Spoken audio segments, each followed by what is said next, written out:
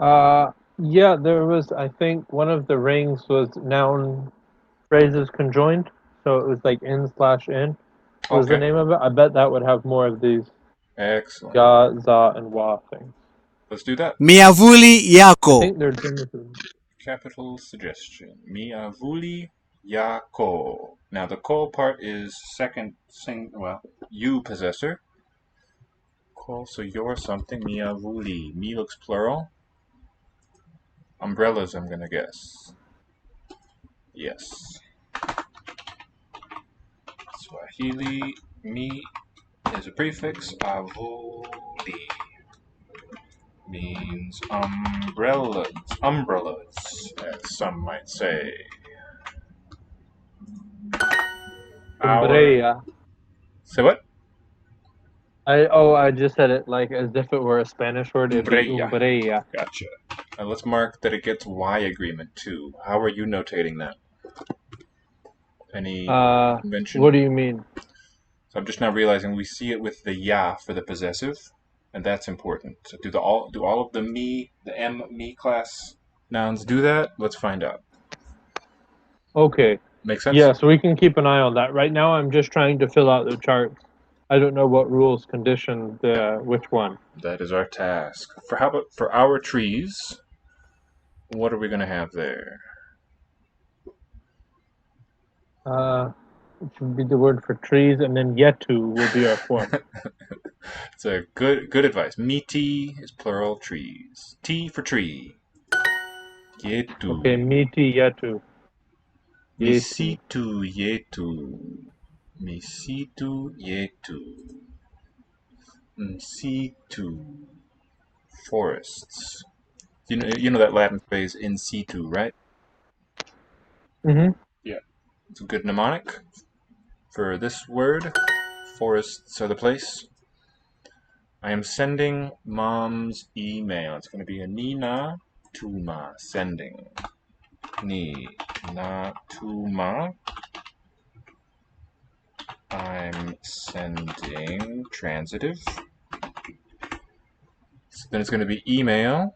Oh, it was Barua Pepe, I think. Yep. Yeah, mama. Yeah. Mama. Okay, so our noun, both of these noun phrases here are unmarked for class, I believe. Mama is just mama, and Barua Pepe,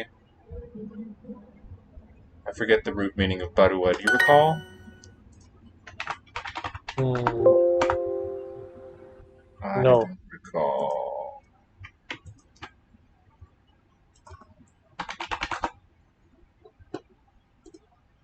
Barwa, letter.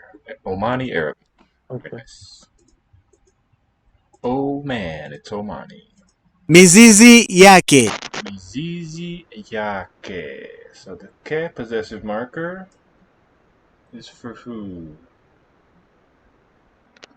Uh, Mizizi. let's see. Third singular. And that could be a class marker. There looks like there's several third singular possessors. So I'm going to note this whole phrase. Mizizi yake. Since the a part is constant there, I'm going to treat that as a morpheme in the possessive word yake. Means its roots. The roots of it. My light. Do you remember the my part of morpheme? Uh, I'm sure when I see it on the screen, it will. Yangu. Yangu. Yeah, the angu ending for my. Ta yangu.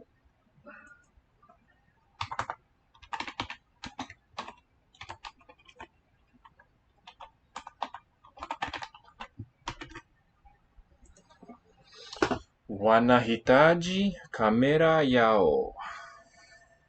Wanahitaji. Who's wa? Who gets the wa? Yeah. Uh,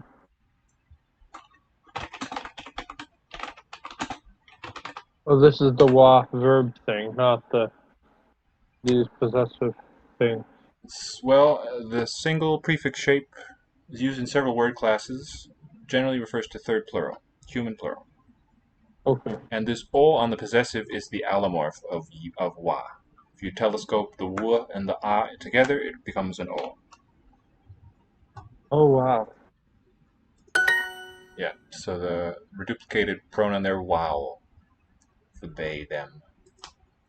He extinguishes. Yikes. Anazima. Zima.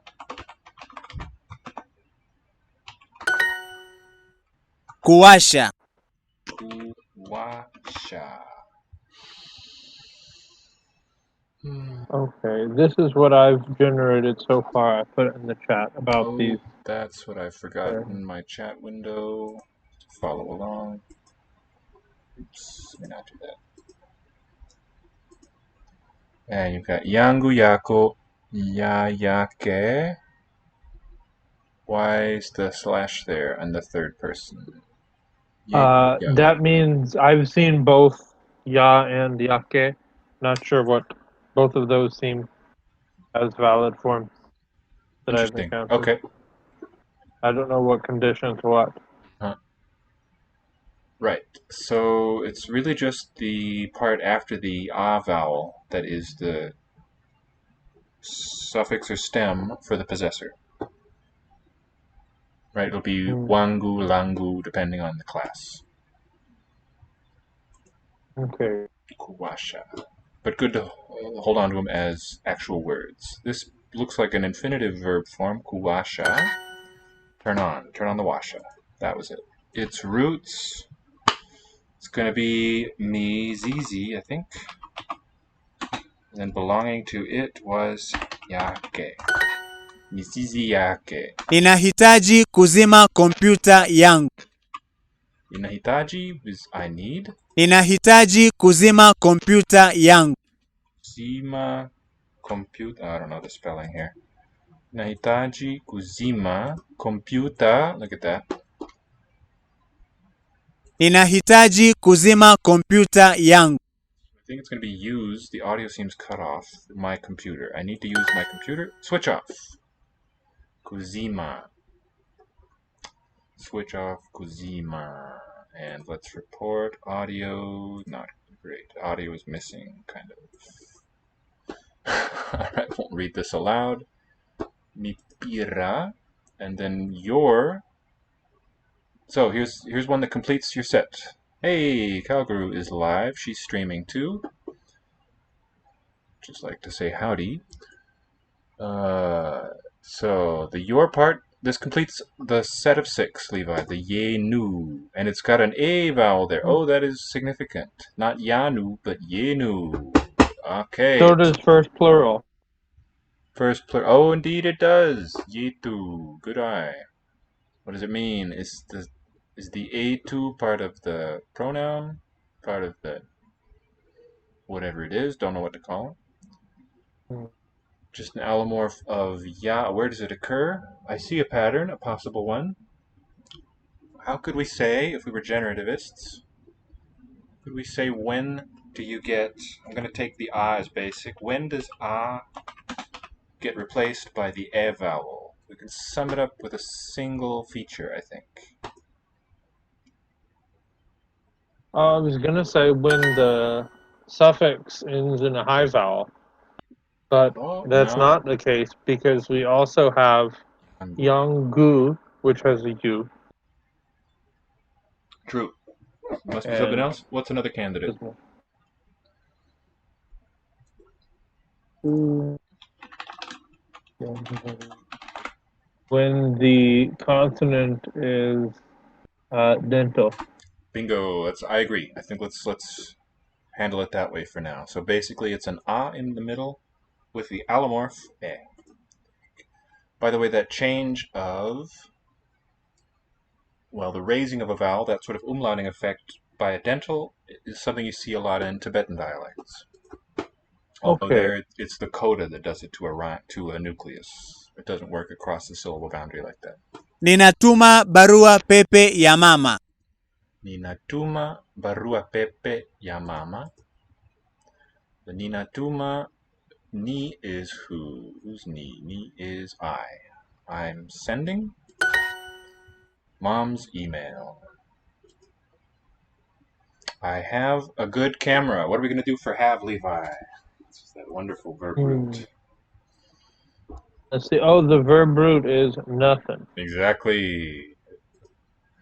Nina kamera nzuri. Now, I wonder if this N is an agreement marker, if it's just part of the word for good. It's invariant. Mipira yenu. Mipira yenu. So by the way, did you get that second plural form? What was it again? Should be yenu. Oh, this was it. Yeah, we have it here again. Mipira yenu. Mipira yenu. I turn on inawasha, the light. Ta. They need. All right. What's the they prefix, Levi? It's going to have na for tense. Hitachi is the root. Kamera. But let me leave the person marking stuff up to you. Wa. Yes. And camera, I think, is a Y agreement word. What follows the Y? Oh, that should be yangu. That would be my they. camera. We want their camera. Yao. Yao. Yeah. 2 syllables, I believe, not a diphthong. Yao. All right, welcome back to Lango Institute. I'm your verb ally, starting with a bit of Swahili. We're joined today by Levi and Denton. Hello. Day 121 of the streak, and for the stream, it is 120. That's nice. Streak and stream, minimal pair. Do you want to do any German today? I think to me, it makes sense to keep at the German because I think you're already making lots of progress. But we could take a day off. How do you feel? German being, I think, your strongest foreign language. Maybe you feel stronger in another one. But I think it's time well spent to really polish it up. Let's do. Yeah, we can do some more German, or we can take a break. Up to you. Indeed. Maybe let's I'm down for either. Let's do one sentence of German. Let's do a paradigm to warm up.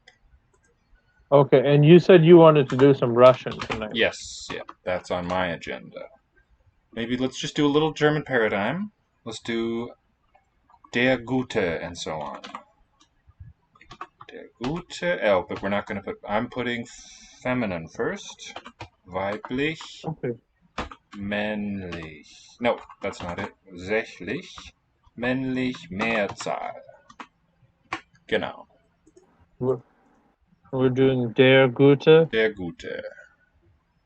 Sächlich. Okay. Die Gute Sächlich should come bitte. first, then. Oh, die, that's right. Yeah, you were so right. Die Gute. There we go. Das Gute. Das Gute. Männlich der Gute. Der Gute, yes. Mhm. And then Mehrzahl, die Guten. Die Guten. Oh, we don't need the whole word. That's repeated. Die Guten. Zweiter Fall, Akkusativ, weiblich, bitte. Die Gute. Genau. Sächlich. Sächlich, also same as the nominative. Same as Das above. Gute. Männlich, zweiter Fall. This is the only one that the accusative is different than the nominative. True. Den Guten. Genau. Mehrzahl, Akkusativ. Die Guten. Wiederholt, genau. Dritter Fall, Dativ, weiblich, bitte. Der Guten. Mhm. Sehr gut. Sächlich. Dem Guten. Mhm. Dem Männlich. Guten. Dem Guten gleich. Mehrzahl. Den Guten. Den Guten. Isn't this fun now and not so daunting? Yes. Vierter Fall, Ja. Genitiv, natürlich. Uh, der Guten, Guten, sächlich. des Guten, So, männlich. des Guten, Dasselbe. Mehrzahl, Genitiv. der Guten. Geht der Guten, and we're done. Perfect. Yeah. Oh, are we sure this is the perfect order? Because we see, I guess it is because we see sächlich and männlich behaving similarly, Uh-huh. and they are together in this form. That's why I like them that way. Now, in my mind, the Mehrzahl, the plural part, is really maybe below, or it's a little bit more separated, so that we can go from die, das, der, die, das, unite those, and put a little it marker here. Right, and that won't include the Mehrzahl erster Fall. There's a strong boundary there in between. Yeah, but this, for that reason, the arrangement works pretty well. Okay, let's do a bit of Swahili, and then at our next interlude, maybe we can continue with that image that I sent you yesterday from the grammar book. Okay. Unajifunza. Unajifunza. So what's the u? U means you. In the Okay, so look at that allomorphy there. U for a prefix, second singular, but ko for the ending, second singular. So these are united in some sense. U and ko. And Oh, likewise, yes. ni for first person singular versus ngu. Yeah, if these Ngu ni ngu. are related, which it seems like they are, I will say the most, then we have second plural is going to be m versus nu. Second plural is m or n? M as in bilabial one. Okay, that's the verb agreement prefix? Yes. Okay, interesting. M and nu. So the nasal quality persists in these pairs ni, ngu, and m and nu versus uko for second singular. I mean, they could just be unrelated markers like ich, mich, for instance. I, me. They both mean the same person, but they're unrelated words. That's possible. But the Even though they share some phonetic similarity, yeah, I don't just know. by random. Too soon They to tell. both have the sequence ich. A well-informed Bantu scholar might be able to shed some light. Perhaps someone with that knowledge might join our stream someday. Unajifunza, I think, is just you learn, and it's you singular. Jifunza. The school computers, the order is going to be head noun first, computa, and then we'll say belonging to school, which was Schule. Okay, and note that this one now,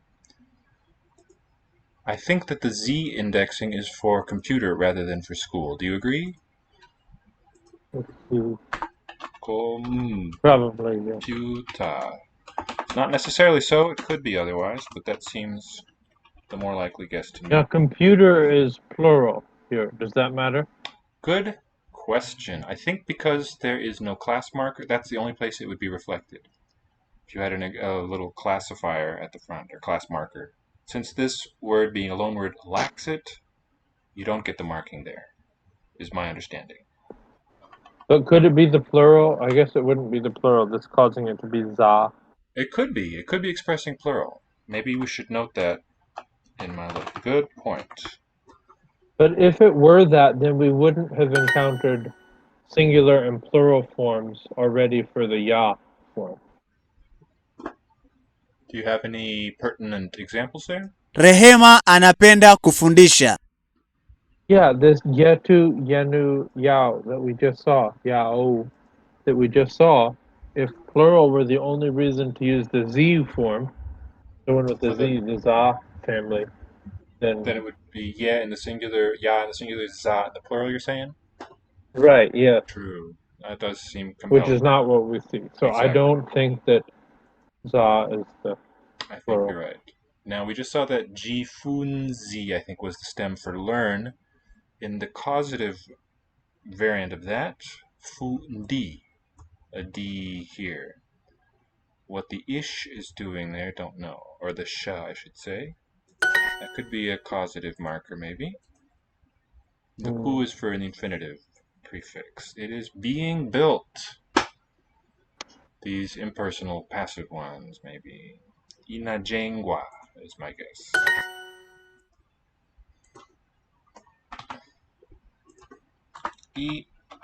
Inajengwa. Like a Jenga It tower. is being built. Yep. Yeah, I was just about to say. So the E contrasts with the me here. Different noun classes, different word classes, verb versus noun, but that's worth noting. Na for present. And the u, the wa was the thing to look out for. U or wa, it seems, being added. That marks a passive, I believe. Meza zinauzwa. Zinauzwa, another passive. The table, tables, another case, an unmarked plural.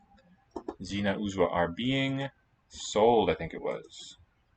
Oh wow! So mesa, just like Hindi, mez, in Spanish mesa. The voicing makes me suspicious that it would be from Spanish. Maybe this one could be from Portuguese. Be my guess there. Oh, right? that would make sense. Mesa. Let's find out. Could be a Yeah, coincidence. it's also not likely from the Hindi mez, but they all just reminded me. There is of one another. a considerable Indian presence in various African countries. This one says Omani Arabic maize from Persian, though widely claimed. So this is disagreeing with the claim of Portuguese origin. Maize, Arabic maize table from Persian. Ma'yaza, that's not what we want. Maza, no. Miz, table desk. Persian maize. Let's find out more about this. It looks just like a native Persian word, this one. Wow. Sacrifice, offering meal, table. Mazed in Pahlavi. Miazda, sacrifice. Miyedha, sacrificial oblation. So, maybe just coincidence in this case. Not from the Romance languages. But a good mnemonic tool. A farmer needs insecticide. So what's going to be the verb form for he, she needs? Mkulima. Anahitaji needs. And the insecticide, dawa ya wadudu. Yeah. Wa may be a prefix. Plural insects. Unajenga shule. Najenga. Take it away, Levi. Unajenga. I will as soon as it appears. Okay. Unajenga shule. So that would be u is second singular. You. Yep. Na is present tense. Jenga is build. Shula is school. You build a school. I agree completely. And look, we've got Jeng versus Jengwa. Jenga, Jengwa. You are building a school. Or it could be schools, I suppose.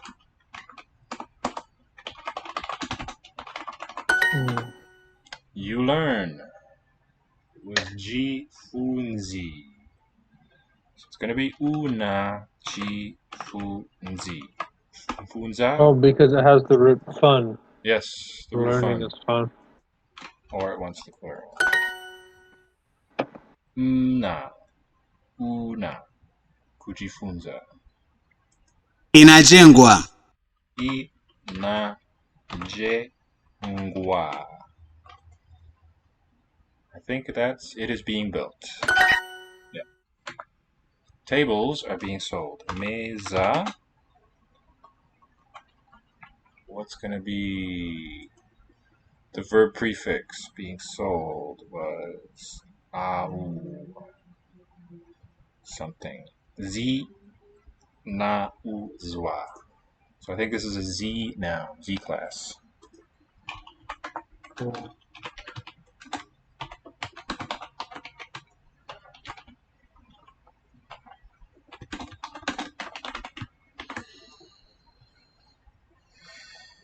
Zinauzwa. Zinauzwa. Habari za mchana babu. Habari za mchana babu. How is the morning, I think? Grandfather. Afternoon. How's the afternoon, Grandpa? Zanzibar Island. Kisiwa cha.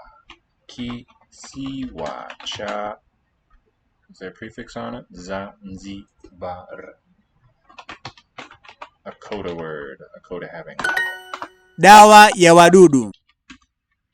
Dawa ya wadudu. Insecticide. Rehema likes to teach. Rehema anapenda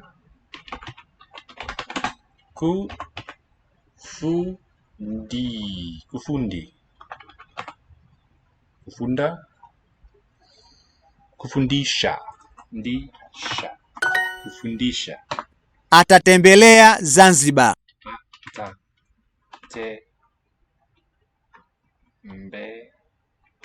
Tembelea Zanzibar. Oh, it sounds like the R is not really sounded. So that's one way to solve that. It's just there in the spelling. Atatembelea Zanzibar. Atatembelea Zanzibar. He will visit. That's interesting. Ta future is going ta. Tembelea. Let's keep our ears out for that R though, because there was that other word that seemed to have the last sound kind of chopped off. Indeed, let us, yeah. He will visit place. Oh, right. It could be an audio bug again, yeah. We are building a toilet. We is going to be tu, na, and what's the building root? Jenga. Jenga. Now, toilet, I don't recall. It is cho. That's the one we saw. Rehema likes to teach. Anapenda kufundisha. Okay.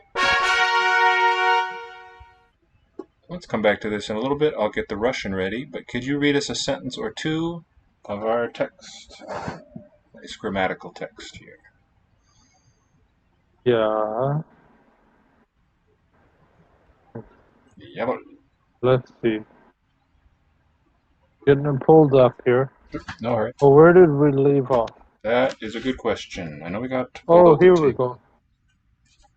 Zwei. Yeah. Die drei Teile. Punkt 2. Die drei Teile des Satzfeldes lauten also Vorfeld, Mittelfeld und Nachfeld. Sehr gut. Any questions there? Lauten, we saw a few days ago. It's related to loud. It really means are sounded, are pronounced, or they're called. The three parts of the sentence field are called thusly. The Vorfeld, what would we say? Yeah, I'm saying for field in my translation, Sounds and good. I was doing for as F-O-R-E. Yeah, it works. That's our cognate. Mittelfeld und Nachfeld. For field, middle field, and after field. Yeah, the hinder parts. So the also really is more like therefore. Okay. In old-fashioned German, it could mean thusly, but here it's less likely. Okay. Also hat Gott die Welt geliebt. So in Luther's German, Luther, we should say, Lutherdeutsch. He used also that way, but not so much anymore. Next one, please. Okay. Das Vorfeld ist der Bereich vor dem ersten Teil der Satzklammer, also im Regelfall vor dem finiten Verb. Das Mittelfeld ist der Teil zwischen den beiden Klammerteilen, also zwischen dem finiten Verb in dem infiniten Prädikatsteil. Beide Teile rahmen Prädikatsteil. das Mittelfeld gewissermaßen ein. Okay, Prädikatsteil. The cat is the stressed one. Katsteil. Very good. Otherwise, great. But note that verb, even though it's written with V, which is usually a voiceless sound, for Latin words, and I suppose English ones too, they voice it. Verb. Verb. Genau. Das Vorfeld ist der Bereich vor dem ersten Teil der Satzklammer, also im Regelfall vor dem finiten Verb. Let's just translate it up to there. Anything less than clear there? Good. Oh, Bereich. That's familiar. No, I know Добрый Bereit. вечер. Did you say Bereich? Yeah, that is the word we need to find. Area. I know the word bereit, which is an adjective. Okay. It means area. Yeah. And might connect Okay. it in our mind with das Reich, meaning empire. I wonder if that's in Okay. fact a valid connection. Could just be lookalikes there. Let's find out.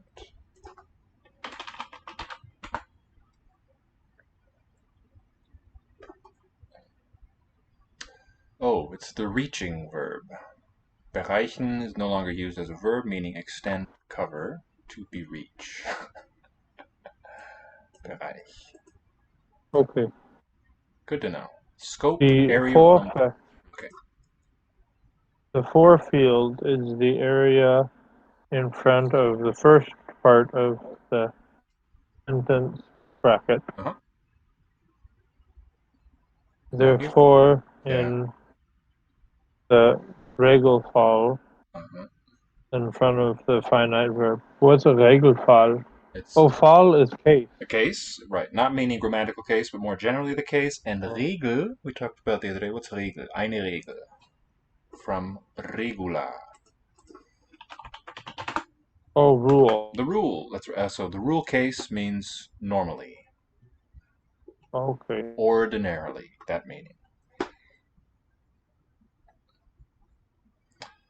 So it's therefore ordinarily before, in front of the finite verb. Das Mittelfeld ist der Teil zwischen den beiden Klammerteilen, also zwischen dem finiten Verb und dem infiniten Prädikatsteil. Beide Teile reimen das Mittelfeld gewissermaßen ein. So, rahmen ein. So-called separable. It's really a fusible phrasal verb there. Ein, what is it? Rahmen. Der Rahmen, do you remember that? Rahmen. Not the noodles. Hmm. Means a frame. Oh, yeah. Dobry wieczór, Dima. Дима. Спокойной ночи. Spokojnej nocy. Let me know what else is unclear, or if you're all clear on everything. Try to make the whole sentence in beautiful English. Sounds great. I am already eating. Уже. Okay. Я Ем. Я уже ем. Я ем уже. What would it be? ем уже. Я уже ем. Спокойной ночи, мама. Good night, Mom. Спокойной. Спокойной ночи, мама. The older Спокойной. reduced to a schwa or higher. Извините, уже вечер. Извините. Уже вечер. Already evening. Извините. Excuse me. Is it evening already? Uh-huh. Извините. Добрый день. Good day. Добрый день. День. Я уже в кафе. Я Я уже в кафе. кафе. I'm already in the cafe. Добрый день, Анна. Good afternoon, Anna. Добрый день, Anna. Пока. Спокойной ночи. Goodbye. Good night. Добрый вечер. Good evening. Добрый вечер. Добрый день, Тим. Добрый день, Тим.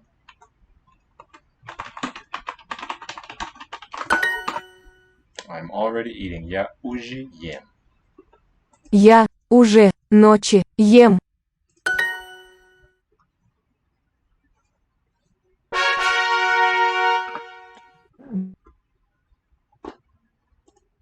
Доброе утро, папа. Утро. Four, You ready? 15. Papa. No, I'm still making it. Take your Sorry. time. Take your time. Yeah. Don't sorry. How are Between. you doing? Как Как дела? дела? Как дела? Все хорошо. Все Все хорошо. хорошо. Хорошо. Все. You are good. Everything. Is everything good? Как дела? How are you? Как дела? Good morning. Доброе утро. Доброе Доброе утро. утро, Папа. папа. Спасибо, все хорошо. Все. Все хорошо. Спасибо. Все хорошо. Thanks. Everything is fine. Доброе утро. Good morning. Доброе утро. Как дела, Тим? How are you, Tim? Как дела, Tim? Oh, what was gewissermaßen? In a certain way. In a certain way.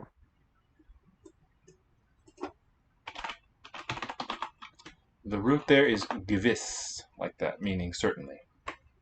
Gewissermaßen. Okay. Maßen. It should be with sz, which I don't have handy. It happily takes me there. Because ma, this syllable has a long vowel, sz. Whereas with gewiss, short vowel is shown by double s. In a way. The Vorfield, let me just browse through that again. Das Vorfeld ist der Bereich vor dem ersten Teil der Satzklammer, also im Regelfall vor dem finiten Verb. The Vorfield is the area before the first part of the sentence bracket, therefore usually before the finite verb. Genau. Das Mittelfeld ist der Teil zwischen den beiden Klammerteilen, also zwischen dem finiten Verb und dem infiniten Prädikatsteil. Mittelfield is the part between both bracket parts, therefore between the finite and the non-finite predicate part. Beide Teile rahmen das Mittelfeld gewissermaßen ein. And frame, wonderful, the middle field in a certain way. That's very good. Nothing to improve there. Care to read another? Привет, Yeah, I как just дела? went with in frame to kind of echo the einrahmen. Yeah, maybe not an often encountered English verb, but it certainly gets the idea across. Привет, как дела? Okay. Привет. Das Nachfeld ist der Teil im Satz hinter dem zweiten Klammerteil, also dem infiniten Prädikatsteil im Normalfall. Which syllable there? Prädikat. Prädikatsteil. And then Oh, and you're asking about Normalfall im or Normal, yeah, that one. Normalfall, genau. Normalfall. Prädikatsteil im Normalfall.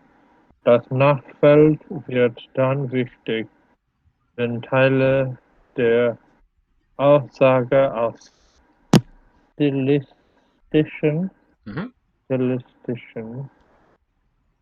oder Verständnisgründen hinter den zweiten Klammerteil gestellt werden. Sehr gut. Okay, there's a kind of subtle difference because this one is identifying what das Nachfeld ist. We're going to put a little weight on the word der. Das Nachfeld ist der Teil im Satz, right? Because more defining information is following. And then likewise, Der Teil. das Nachfeld wird dann wichtig because it's naming a certain case when it becomes important. Wenn Teile da da da da da. Otherwise, no remarks on that. Now this one is quite a mouthful and quite a mindful. Let's see. Why don't we go up to the colon? Yeah, that sounds good. Let's just do that. Klammerteil. I think we should come up with a better translation for Nachfeld than afterfield. Caboose. Let's see. The backyard, we can call it. Привет, как дела? Это все. Это все. This is everything. Does that work for you? The backyard? I guess. I think I'm just gonna stick with after field until I get one that I like. Okay. I wanted one like field and middle field kind of feel like the German word, so I wanted one that was close. How about hindfield? Nachfeld. How about the aft?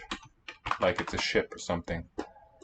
Oh no, it's not the aft. We call it the stern. Aft is for a direction. Stern, written like Stern. I think before the colon, there's nothing too outrageous, is there? The harder parts are after the colon, I think. Good morning, Dad. Okay, let's word bank this. We can't. Good morning. So let me get my Russian keyboard. Доброе утро. Dobro, yeah. Oh, yeah is the spelling. So, dobro, утро. U-T-R-O, spelling, papa. Доброе утро, papa.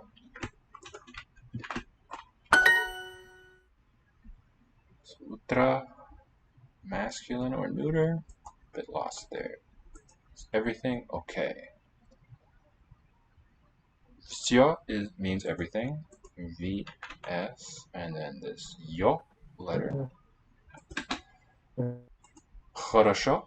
Хорошо. Spell ho. Hello. Ro. And the sh. All O vowels, but хорошо. Все хорошо.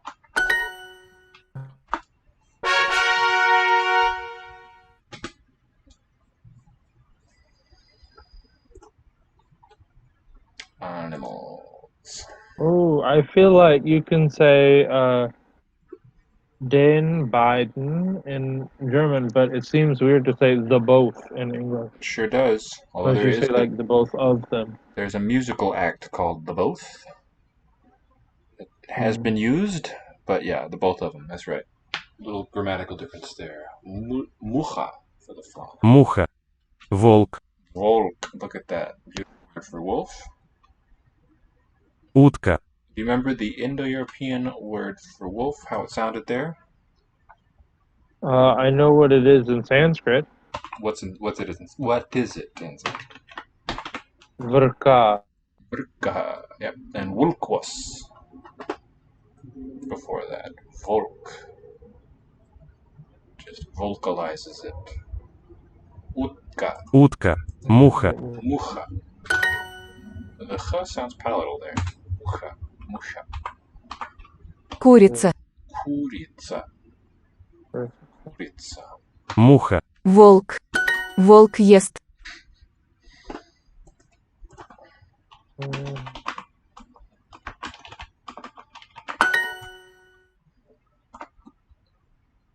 Mucha, volk, utka. Утка. I wonder what the accent is telling us there. Should that be a longer u?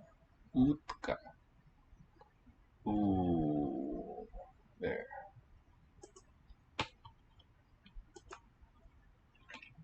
Let's just look that up if that has an entry.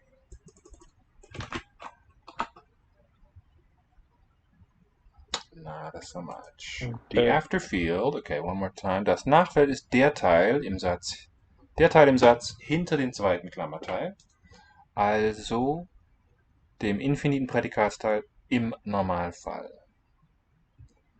It feels a part in the sentence between both bracket parts. Ah, no, it's not between both. Unless I've slipped in a minute. Then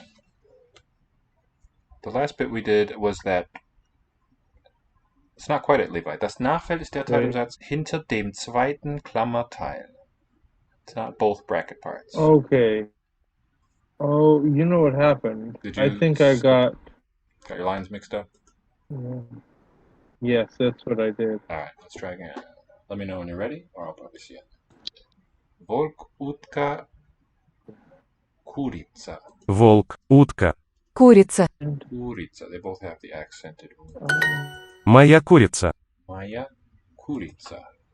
Here, oh, is it a vocative? Why is there no length mark here? No accent. My chicken. You got to know your chicken. Медведь ест. Медведь. Yes, this is a beautiful compound. Медведь.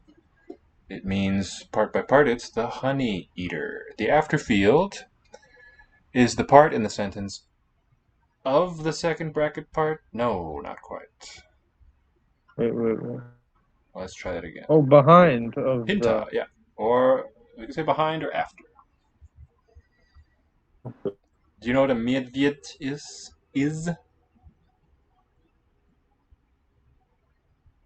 This Russian word, Levi? What? Do you know this noun here? Medved? Medved. You're going to love it. It means literally honey eater, medv, ed, and it means the bear. Okay. The animal. Or you don't care. Medved. Medved. The honey eater, the bear. The bear. I got it. You got it. That reminds me, though, there was a little bit in the reading of the last sentence where there should have been devoicing. Infiniten Prädikatsteil im Normalfall. Wird dann wichtig, wenn Teile der Aussage Verständnisgründen. The D there in Gründen and also I think in Verständnis should be a voiceless one. Because it's underlyingly in a coda. Okay. Verständnis, Gründen. Which I never really realized before. Grund, Gründe, Gründen. Well, you just can't really hear much voicing difference, I suppose. Never mind that. Медведь. Okay, third attempt. The after field is the part in the sentence after the second bracket part. Therefore, between the non-finite predicate, not plural, not parts. That would be not dem Teil im Normalfall, in the normal case. Yeah. So only one letter wrong. I think that's pretty good. Indeed. Das Nachfeld wird dann wichtig, wenn Teile der Aussage aus stilistischen, the most elegant style of German doesn't palatalize this S here at the beginning. Some speakers do it, stilistisch, but it sounds a bit more refined if you say stilistisch because of the Latin origin. Oder Verständnisgründen hinter den zweiten Klammerteil gestellt werden. Note the different use of cases. We had hinter dem just now and hinter den here in this one. Favorite thing to talk about. Медведь. Медведь, which we just saw. Spelled med, ed, and a soft sign. Medved. Medu edi. Где муха? Где муха? Where is the fly? Волк пьет молоко. Piyot. Two syllable there. A wolf drinks milk. Волк пьет молоко. Medved is fun because it has edv. Yeah, because both V and... Oh, they do, yeah, that's true. Look like B. The third is not. You type it with the little apostrophe. That's right. The bear is full of bees, just like my hovercraft is full of eels. Volk pijет молоко. Молоко. У меня есть утка. The possessive construction. In my possession is a duck. I have a duck. Утка – это птица. Pizza, not a pizza. I think pizza is animal. Птица. Bird. The pet root of flying, falling. Duck, this bird, are the parts. It means this bird is a duck, I suppose. Utka это птица. A duck is a bird. Look at that. What is the structure here? Okay, you're busy, I know. But this Птица. is fascinating. We're doing Russian. We're doing German. What am I busy with? Should I read the next sentence? No. Oh, you finished the translation, right? No, there's still a second part. Yeah. The Russian. Oh, the after colon. The after, yeah, okay. I assumed you were working on it, but look at this Russian clause or sentence. It means a duck is a bird. Utka. Eto Это птица. птица. So do you know let me just do it for those of us who don't know Russian. The first part is duck, and punctuation. Это means this, and птица, bird. There is no verb to, the verb to be isn't used in sentences like this. In the present tense. I believe they Yeah. do use the verb to be in past tense. Very good, yes. So, how would you describe the structure of this utterance? Duck this bird. How does that come to mean a duck is a bird? Okay.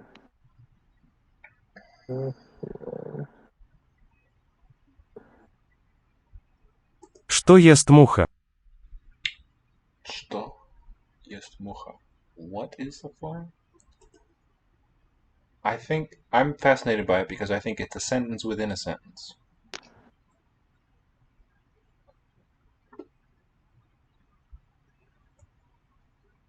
Okay. Can you elaborate? Sure. I think that we just had это птица. That would be a complete sentence. Right? This is a bird. This is bird, with the unexpressed verb there being in between, even though it's not there. Underlying, it's between those. What this seems to... So, duck, topic, this is a bird, is how it works. And what that reminds me of is the way that the word shi developed in Chinese. In classical Chinese, that shi, you know the one I'm speaking of? I do. It meant this. So the sentence in Chinese would have been ya for a duck, and then like a comma, pause, shi. Then the word bird, niao, which originally had a different initial consonant. And then there's a final particle, ye, that meant to be, which now has a different meaning. And so it was similar to this Russian one. Duck, just sort of absolute as a topic out front. This bird was how the sentence actually worked, and that came to be reinterpreted as having this shi as the verb to be. Looks like we have that earlier stage preserved in Russian. Что ест муха? What does it eat? Now, what is it? Eats what? Okay, how you doing on the aftercolon? Das Nachfeld wird dann wichtig, wenn Teile der Aussage aus stilistischen oder Verständnisgründen hinter den zweiten Klammerteil gestellt werden. Verständnis. What is Verständnisgründen? So it's a compound. Where does your word sword go if you're going to chop this into pieces? Verständnisgründen. Perfect. What is Verständnis? Qu'est-ce que c'est? Oh. What verb is it based on? It's a little odd looking, this derivation, but verstehen. Okay. Stehen has the nominalized form form stand. Verstehen is not really related to stehen. Well, morphologically and etymologically it is, but the meaning is not. Well, just like stand and understand.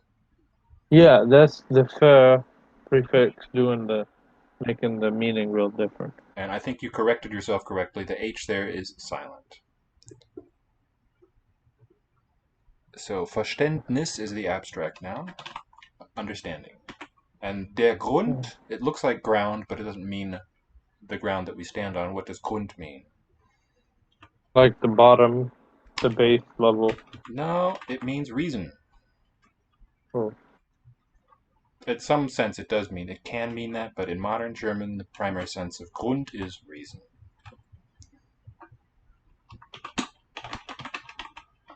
So this is something that German-like compound and English would not, it's not stating, but understanding. We wouldn't say understanding reason. Sounds a little clunky in English, but it's perfectly natural German. A sub-compound, a tatpurusha for us there. There is a bear in the park. Ooh. How do we do that? В парке. В парке. A nice locative case. Медведь Медведь. is my guess. In park bear. How cool. The things you gotta do if you're not using a verb. My chicken моя курица. Курица. Курица. Курица. Моя курица.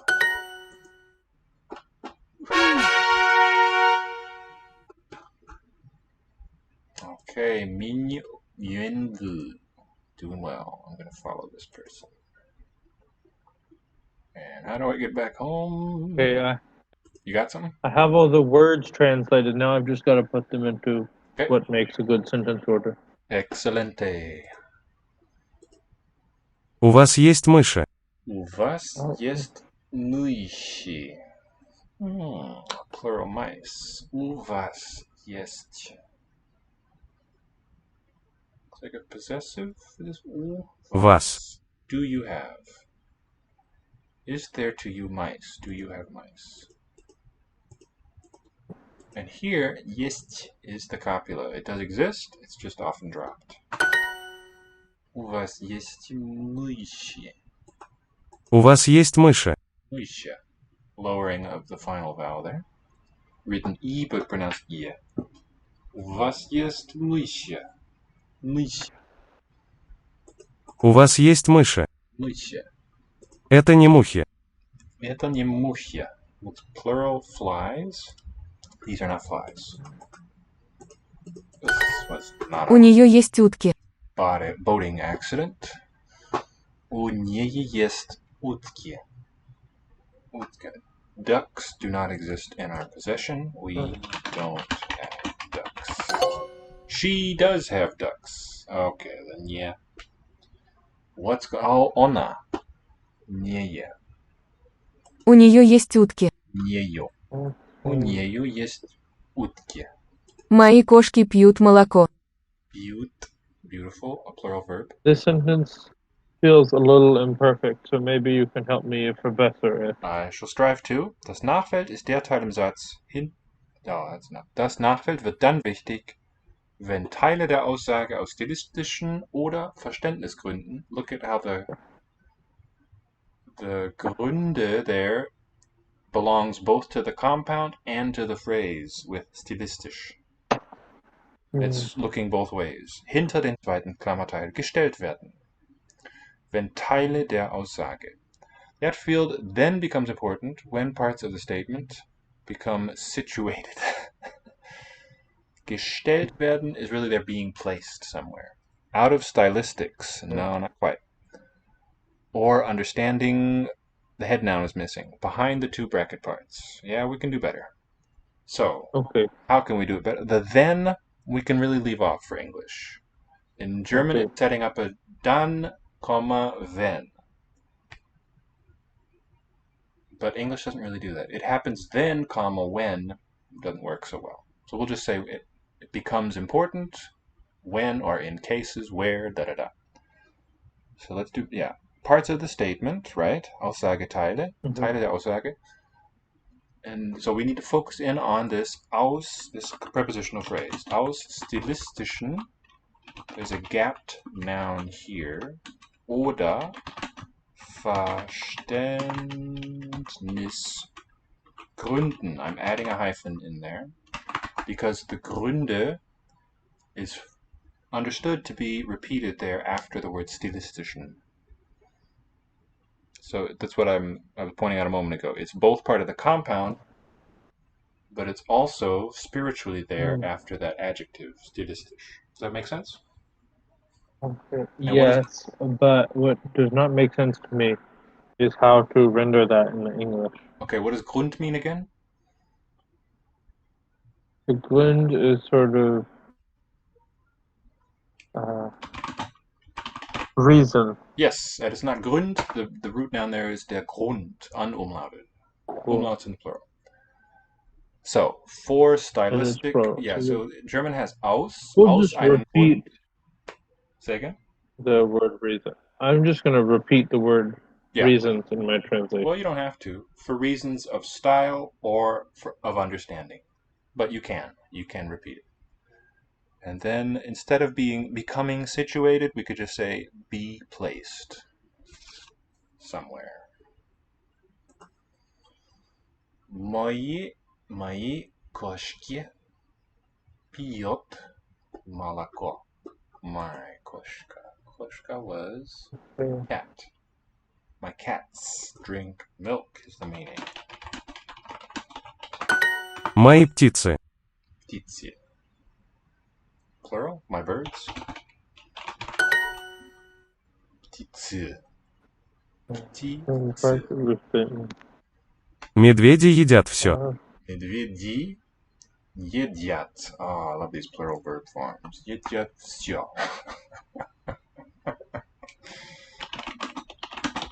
Tell me about it. Means bears eat everything. Plural noun, plural verb. Медведи едят все. Все. Медведи пьют молоко. Медведи пьют молоко.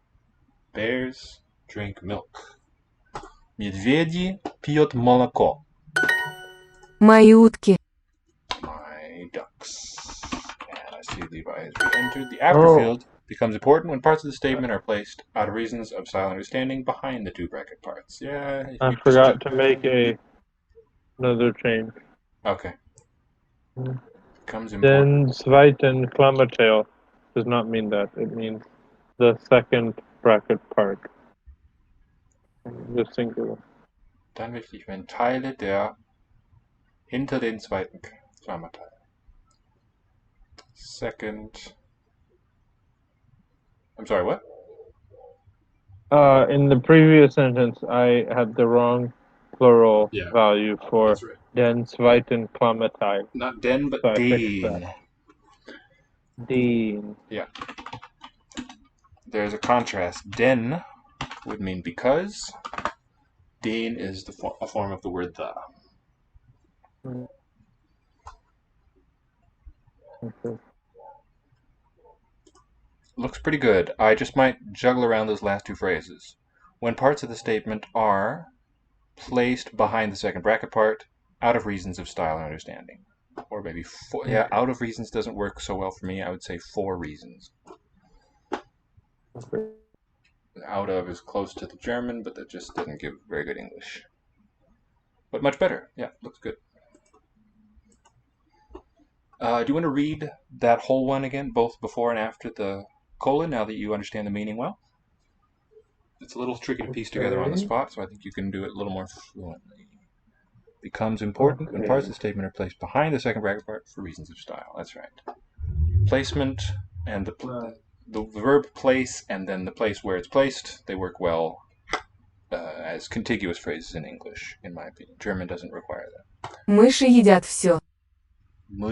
Das Nachfeld wird dann wichtig. Remember to stress it. But start with das Nachteil, das Nachfeld, and remember to stress the dann wichtig. Das Nachfeld wird dann wichtig. But hold on. Der Aussage. No, let's read from 2 lines above the whole sentence. Oh, das Nachfeld ist der Teil im Satz hinter dem zweiten Klammerteil, also dem infiniten Prädikatsteil im Normalfall. Das Nachfeld wird dann wichtig, wenn Teile der Aussage aus stilistischen oder Verständnisgründen hinter den zweiten Klammerteil gestellt werden. Sehr gut, hervorragend. Very nice. This looks like plural of flies. No, it's mice. Eat everything. You want to keep going? How you feel? Muishi. How do I feel about what? Continue doing more sentences here, or do you want to do something else? Птицы не пьют молоко. Something else I think would be good. Alrighty. I have done a lot of this. But... Yes, indeed. Heroically. So, птицы не пьют. Пьют. Птицы не пьют молоко. Пьют. This is a U vowel sound. Пьют. Пьют. молоко. You want to help me translate? Птицы не пьют молоко. Petite. Does this word petite mean for what? It would be Vögelchen. Vögel. Yeah, I don't think it's diminutive, just the general term. Birds. Good. Okay. Oh, plural. Okay. I was used to seeing it with on the end. That's right. This is the plural form. Не пьют молоко. Okay, does not drink milk. Except plural. I agree. Birds do not drink milk. I put eat for some reason. Это мои мыши. Это мои мыши. Это мои мыши. Мыши.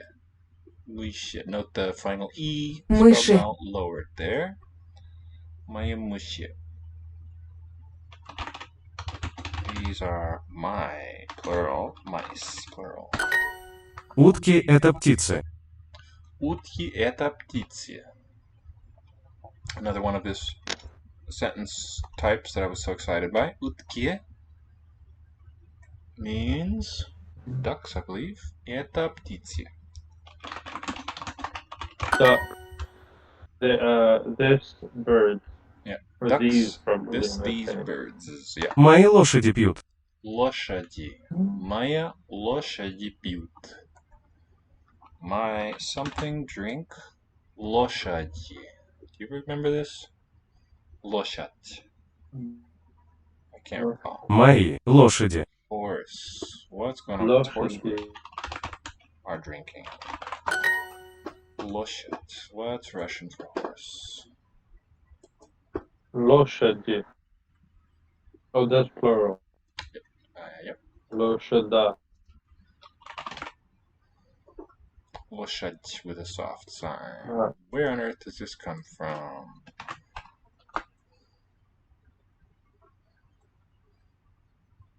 Loshadi. From Losha, Turkic. Okay, yeah. I think we've looked at this before, but it didn't stick for me. Мухи и птицы. Мухи и птицы. Мухи. Мухи и птицы. Flies and birds. У нее есть утки. У нее есть утки. У нее есть утки. Means, you remember this у нее? The first two words? Ooh. You were otherwise occupied. No. Based on the pronoun ona, she. So it's the maybe genitive, in any case possessive form, possessive construction here. It could be a locative noun form, I'm not sure. But with this u preposition, that's how you express possession. Птицы не пьют молоко. Птицы не пьют молоко. Птицы не пьют молоко.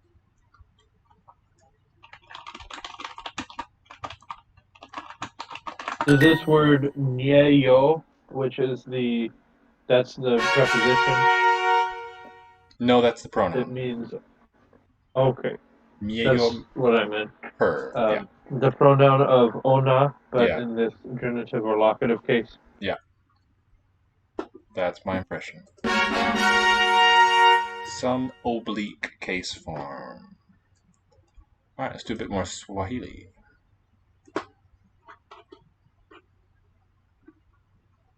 Commands. Unasema Kiswahili? Do you speak? Yeah. I note the class marker on the language name. Swahili. Oh, then that means in the plural it would be Viswahili. I suppose it would, but what on earth would that refer to? Maybe varieties? I suppose so.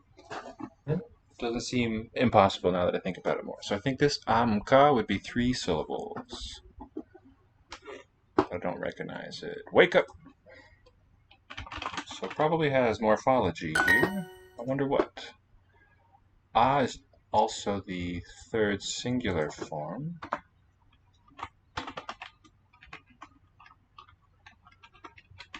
to singular to plural, we don't know. Second, wake up. Angalia picha. Angalia picha. Picha. Angalia. You recognize anything here? Angalia picha. Angalia peach. No. The picha is from English. Peach. No, picture. No, picture. Yeah. Look at Angalia picha. Okay, so I'm sensing an a prefix for an imperative. Galia. Look at blank. Imperative. Look at the picture.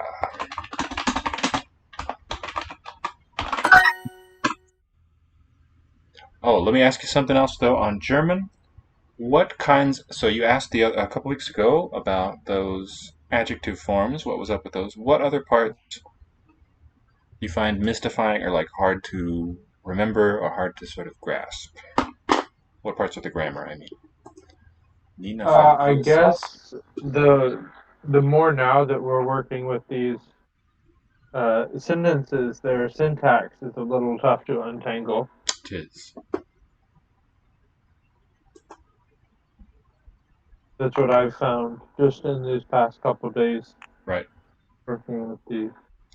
So I recommend the bracketing as much as possible to keep nouns together, and you will see, right, there will be cases where it's doubtful what belongs with what, and choosing a bracketing is like committing yourself to a certain analysis, which can then be wrong, of course, but I find it really helpful to get an overview of the sentence, even if you don't know what particular words mean, if you can group them into phrases.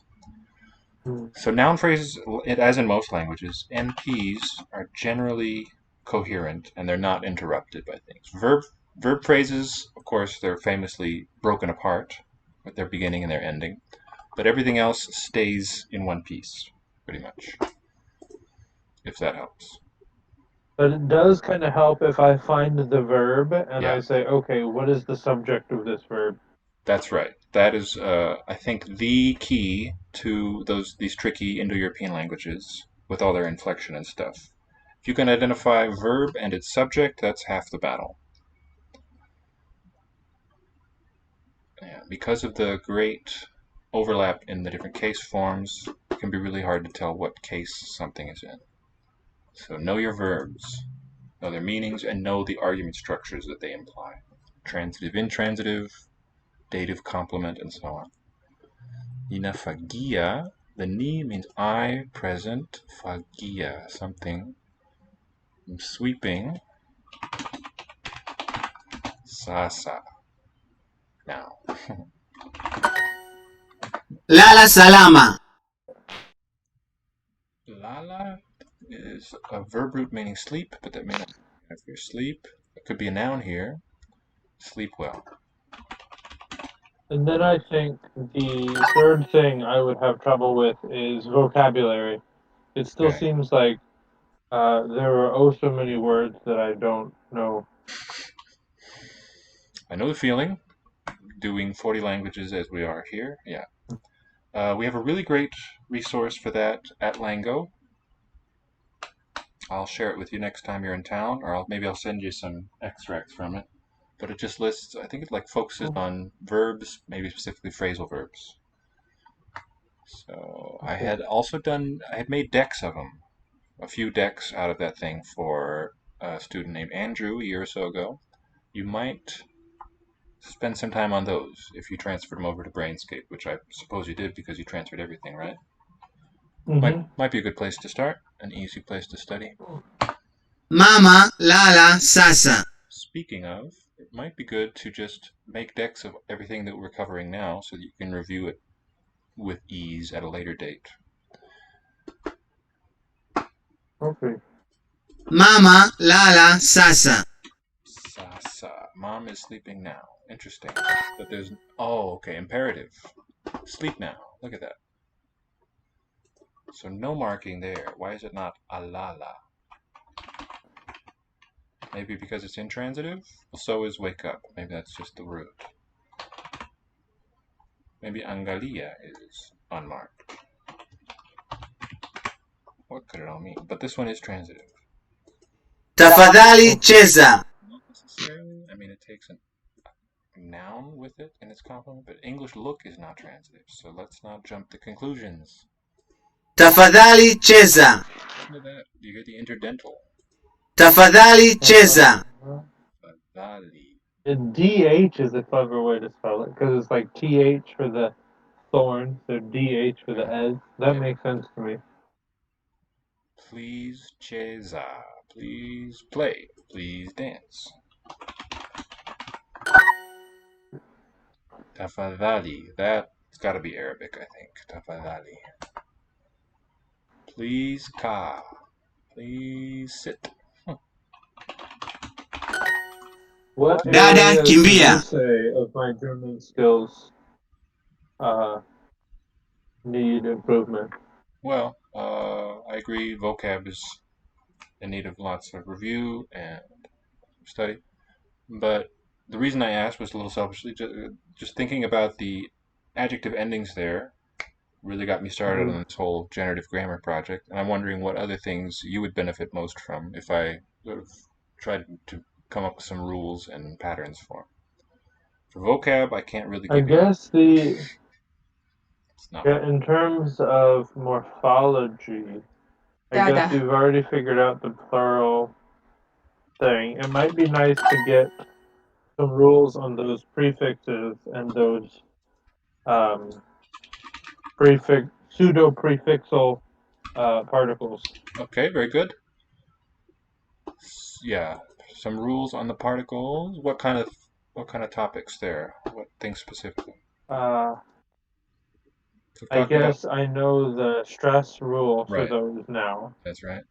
I feel you understand that pretty well. Maybe some But I'm exercises just you can thinking do. if there were a rule for grammar, we might want to see, where those end up and how exactly where because a lot of times those particles go to like the end of the phrase or the end of the clause, Pretty much. but uh, That's the verby end of the sentence, really, underlyingly. I think when the sentence is generated, the verby stuff is at the end, and then you get fronting of various things subsequent to that. okay. But those particles you rarely will see at the beginning. Auf sollst du hören sounds weird to me. What's the intended meaning there? And that's a questionable. What? Auf sollst du Auf hören. sollst du. I don't know. What does aufhören mean? Because aufhören was to stop, Exactly. right? Yeah, my intended meaning is you should stop. But this sentence, so with my point is that with that auf fronted, it's a bit odd. You won't really see it there. Du sollst aufhören would be the. Okay, that's a basic way to say it. Du sollst aufhören. What's the only other way to order this sentence? Let's see. Aufhören sollst du. Genau so. Aufhören sollst du. And note how the weak vowel affects the sound. Aufhören. Hören. Aufhören. Sollst. Dada kimbia. Mama soma. Toma. Read, study. It sounds like you don't really do the R as the onset, the right? It becomes the vowel one, and so you get this really from to like the whatever the vocalic form of the R, and so it's a really kind of difficult sound that I have difficulty matching. Think of it. Aufhören. Hören. Think of it as a schwa, but just a bit lower. Yeah. A lowered schwa of hören. Aufhören. Yeah. Rehema. Amka. There it is. Amka. Speak now. Semeni sasa, I think. Semeni, speak. Interesting.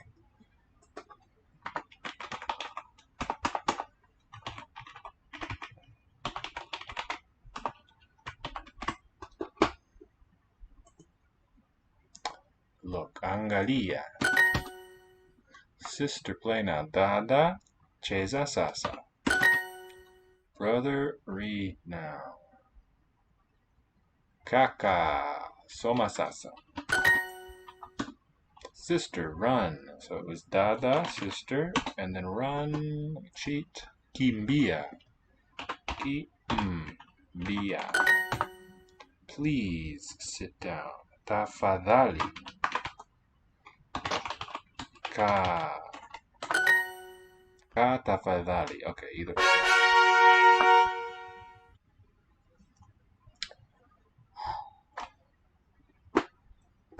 Let's go back to that noun, NN chapter. Familia. Okay. Have you gotten all of your morphology stuff in your Sutra project for German? All the morphology? No, I wouldn't say so. Maybe about half of What what's up. morphology are you missing? Well, We have these adjective things, adjective endings, and we have all the verb stuff. let's take a look at my spreadsheet for a moment. So, okay.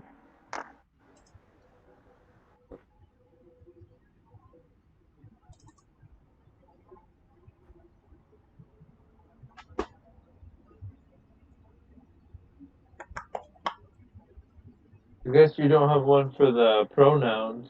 Right. I don't have the pronouns collected. I was doing a bit more analysis on those yesterday. And what I realized we could do, if we look at the via forms, let's go through the four cases. Nominative via, what's the accusative and dative?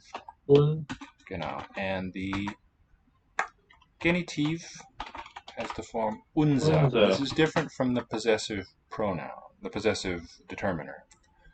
There are still verbs that require a genitive object, so-called, and it'll take this form. They will take this form, unser. Now, there is one segment that is shared, sort of. That onset of via can be regarded as being a form of you, wir, which allows us to connect it with English, we. For the second person plural, what are the forms? Second plural, the y'all. Euch. Genau. I think ihr is one of them, maybe. Ihr, nominative. And then euer. Ihr, euch, euer. Genau. Now the reason I was talking about the underlying the underived oi diphthong, about how that would be spelled, is I would put these pronouns in my sort of phonemic spelling of German this way. Ihr, you. Maybe a double X. Oops. And then euer would be your. Something like this. Ihr, euch, euer. And there you have that E part in common. By the way, when you get an IW sequence, doesn't that remind you of how English says that pronoun? You. You and you. It's the same segments in the same order, but with differing vowel versus consonant allophony. Okay. And that ch for accusative dative, well, it reminds us of mich, dich, sich, and so on. But in the plural, it's accusative and dative both together. All right, but the question was, what have I got in my grammar? What am I missing? Here is here's a list called affixes and markers. Let me just sort these by their class. You can get an overview. I think it might be, I don't know, a half or a third of what's actually out there in the language as active parts. Say data, alphabetize. So in the it class, we've got a thorn. It's not important. My krt affixes, those are those that derive nominal stems from verb roots. We've got an infinitive marker, participle, bunch of nominalizers, such as in gabe, because that one doesn't it doesn't do umlaut, but it does uplaut. Gabe. That's a way to derive an abstract noun. We have the other participle, the present active one, end, gehend. A nominalizer as in bis, der bis. The ir agent ending in beka. And another abstract one that we see in Gebek. All right, what's the root here of Gebek? Bach. Backen, Bak. That's right. We have a nominalizer oog. I don't really agree with this one anymore. For zug, what's the verb root underlying zug? Züge. Oh, I didn't know there was a verb that this is from. It's ziehen. Wow. Yeah, so whenever you have a verb like abziehen or anziehen, it's possible to nominalize those into Abzug, Anzug. It's quite regular. A really unique one, one that is unique actually, is this unft that we have in Ankunft. What's the verb here? Ankunft means arrival. I don't know, Kernan? Good guess. Zukunft Kommen. might make it. Zukunft means future. That's right. It's kommen. Okay, I do know Zukunft. Yep. Es kommt auf uns zu, deshalb die Zukunft. Yeah. Auskunft means information. All right, we have a T nominalizer as in That only Städte. happens to that one verb. Yeah, I do believe so. It's quite odd. It goes back to older forms of the root. There's a nice cognate in Gothic, gekunthi, for the, what is it? Gathering places, I think. Ga prefix, quum thi. It didn't have th, it used a thorn letter, but I think that's the Gothic root for gathering place, the Gothic noun. It's from the verb of coming. And that umthi ending it matches the German unft. Though we do have vernunft, and I don't know what that, let's look that up real quick. Do you know the word vernunft? I don't, but I'm eager to learn it. Good. That is the spirit. It means rationality, reason. Numphis, taking. Look at that. Looking very much like Gothic. And this is from nehmen. Vernehmen. Perception. Reason or good sense is what Vernunft means now. So this unft is there too. I'm glad we're talking about this. We found another one. It's not unique, but limited to common nehmen.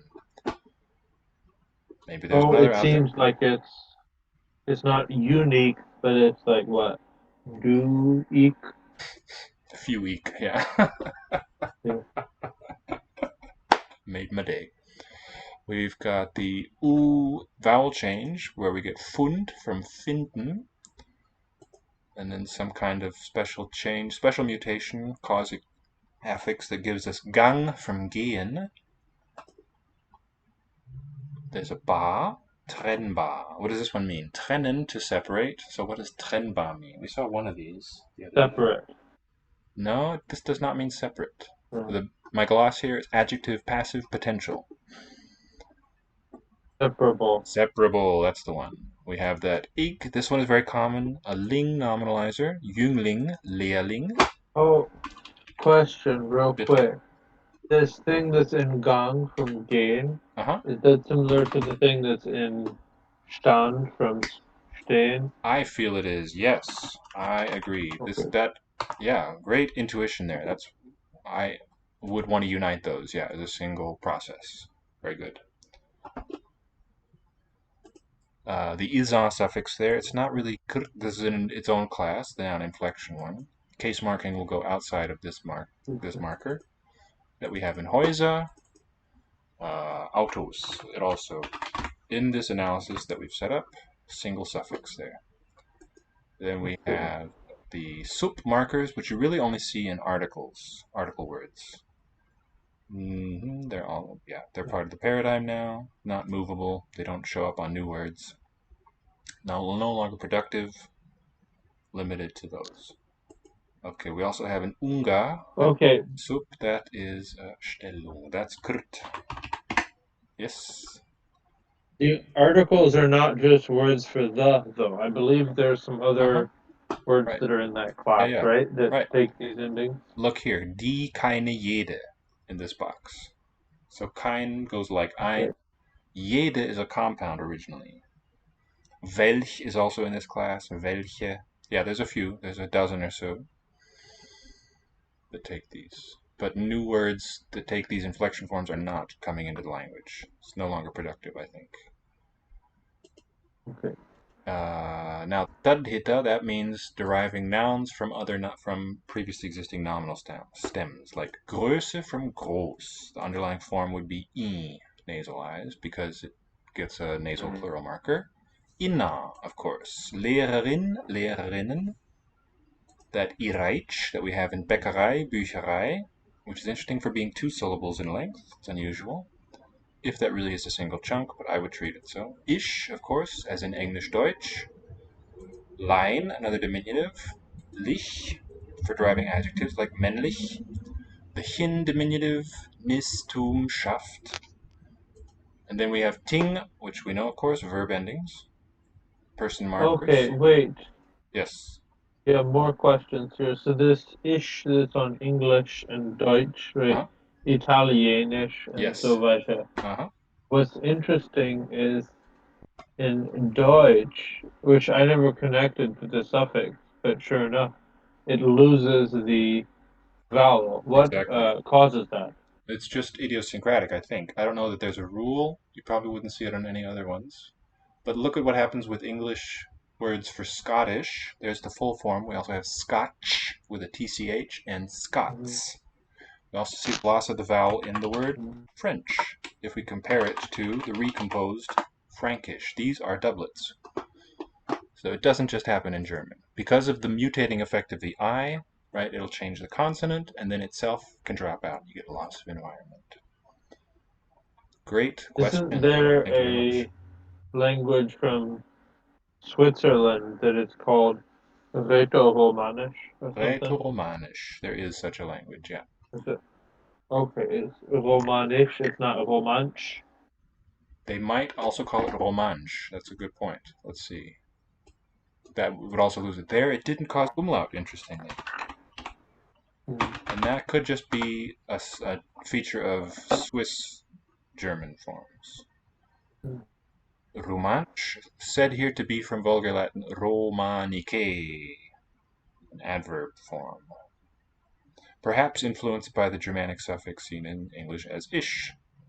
So a bit of a mishmash in that one. Not a slam dunk for origin. A Rätoromance language spoken in the Graubünden Grison canton of Switzerland. Right, and speaking of the language names, let me just shift over to my augments tab. Where is it?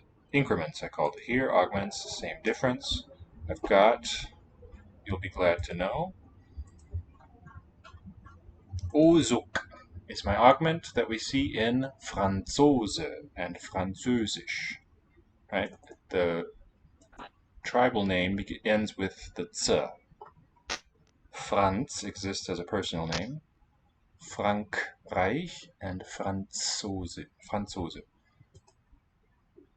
And we add this meaningless O's extensions. We do something similar with Chinese, Chinesisch from China. An A's is added.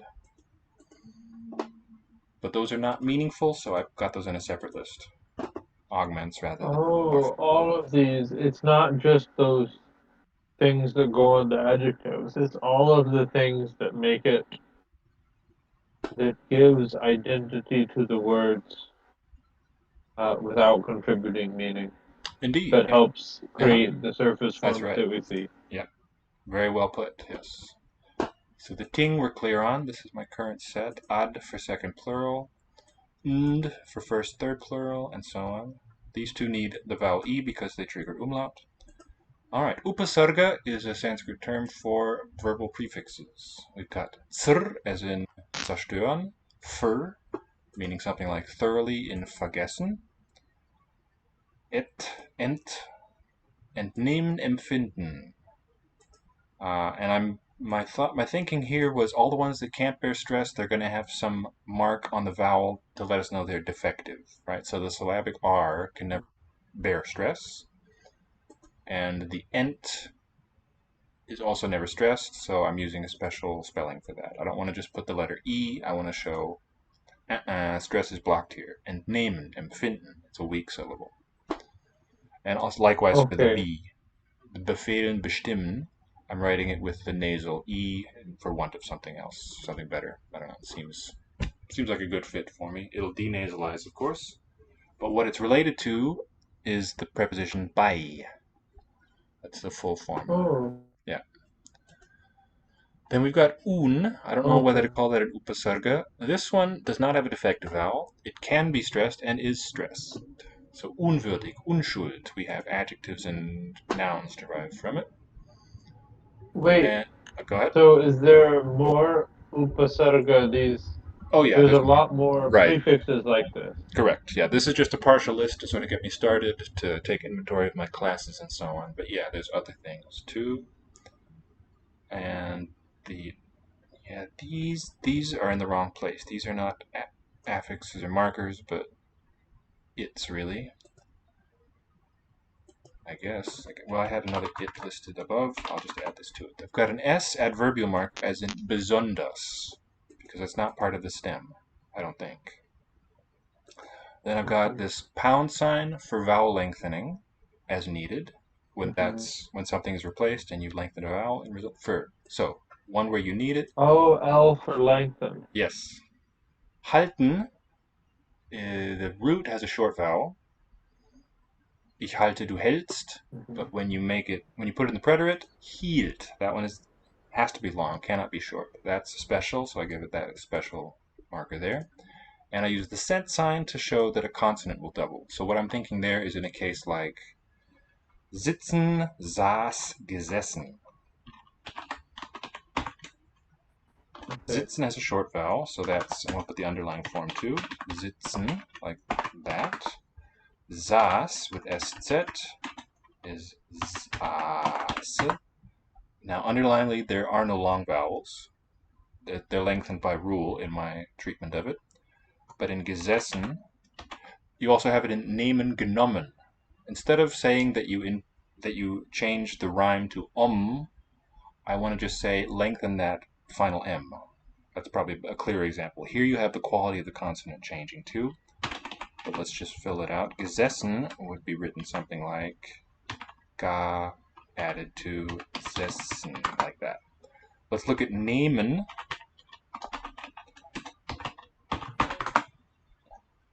Nam in the preterite still has a long vowel, but a different one. But in the participle, genommen, there I would want to say that we've replaced the E of nehmen with the vowel. Not just the vowel O, it's not just a change, but we also we double that consonant to close the syllable. So I'm thinking of spelling that like this. And I'm using the parallel lines to show something in the middle of a morpheme is replaced. So the underlying name or nem, we're not just changing the vowel, we're changing the weight of the syllable too. So that little C sign is going to say double the consonant that you're next to. It'll be num in order to get the right output. I see. Yeah. Those are my affixes and markers, and a few its. Yeah, markers are its, that's right. List of verb roots here, which I now have put into a separate chart for a fuller paradigm. But you'll notice I'm using the gamma for gehen because of the change you see in ging and gang, and the delta for stehen because of stand and so on. It's weisen. We glanced at that list of increments. So the pattern here is if you use the Greek symbol for a voiced fricative, that means to put the in. Well, sometimes, yeah.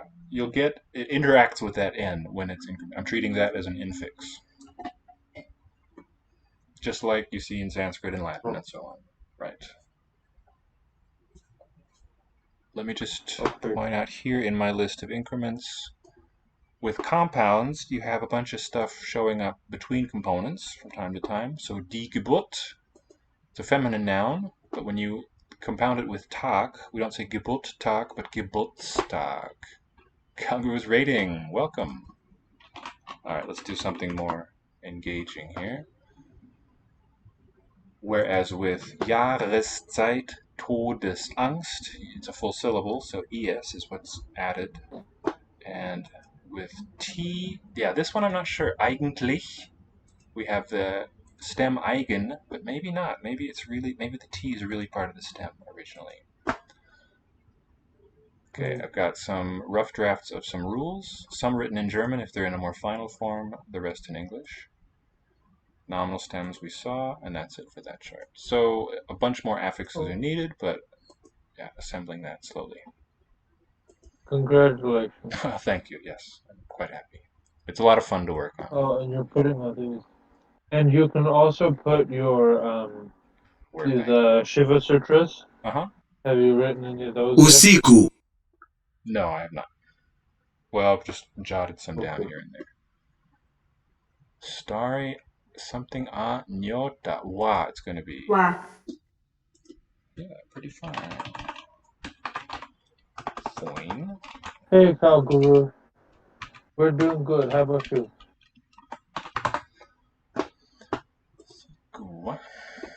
Wa, and then for the start, nyota. Raid, indeed.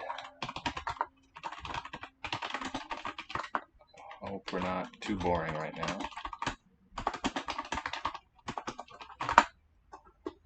Maybe we can do some Hindi next. Might be more interesting for you. Or any of the people you're raiding with, are they interested in any particular languages? Those of you who are new, what I'm doing on this channel is learning all of the languages on Duolingo. And some that aren't. And even some that aren't. Duolingo. There's movie night. What are you guys watching? Very cool. Nchi yao ni nzuri. Nchi was what? Country? Inchi. Levi, what is the yao part telling us? Ni nzuri. Yao is third plural. Very good. Their country. Ni nzuri is good.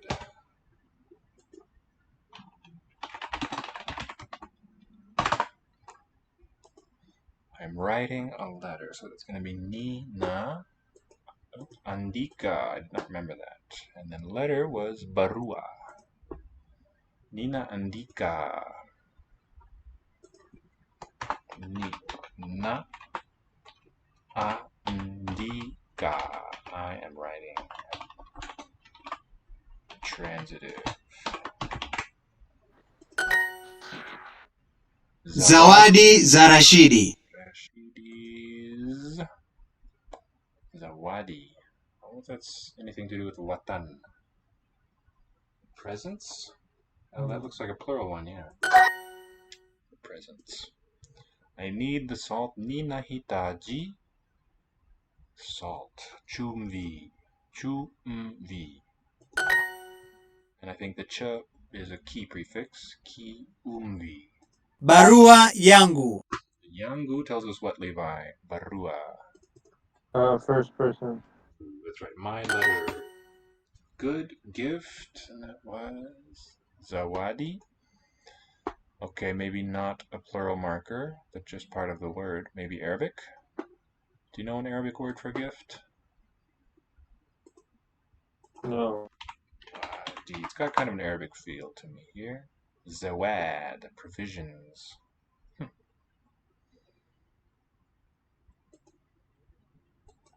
By the way, if any of y'all are learning Korean, Japanese, Chinese, Spanish, or Portuguese, we've got special notebooks for those languages on our website and on Amazon. The Retrievers. I'm not familiar. Have you heard of that, Levi? No, but you know who has is Google. So I will search it up. Baba Google G will know. It's from '01 television film. A movie film. It's about these dogs, apparently. I like dogs. Dogs are cool. Tunapenda nchi yetu. Tunapenda. That means we like. Nchi yetu. Nchi was Created by Animal Planet. we like our country. Aha, I see. Note that the first syllable and the last are tu, and they both refer to we, us. The family has a house. Just familia. Oh, yeah. Well, how are we going to say have, Levi? Has a With house. the zero Right. root verb. Apparently, family, maybe that means it's in a Y class if we get I. Ina. Nyumba. Ina nyumba. I'm going to hold on to that. Familia. Familia. Ina. Zero. Nyumba. Nyumba. The family has a house. Let me see if that's correct. Yeah.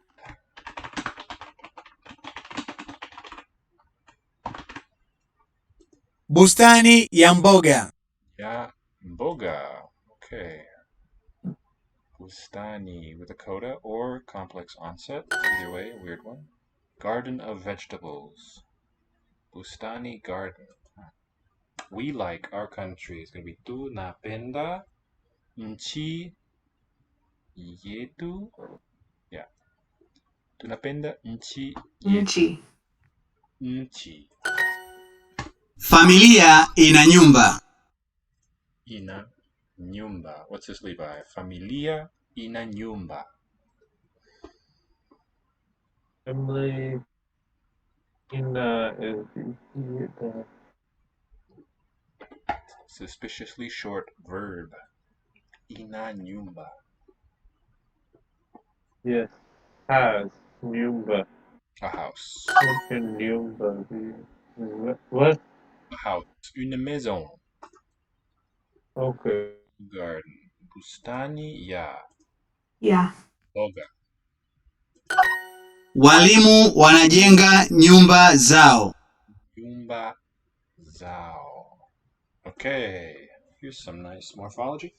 Walimu. Glad to hear it. Walimu is based on mwalimu for teacher. And they've sort of reconstructed, or they've innovated a plural from it as if it had an M, Swahili M prefix. The teachers, wanajenga. What's that? Build. Yep, they're building nyumba zao.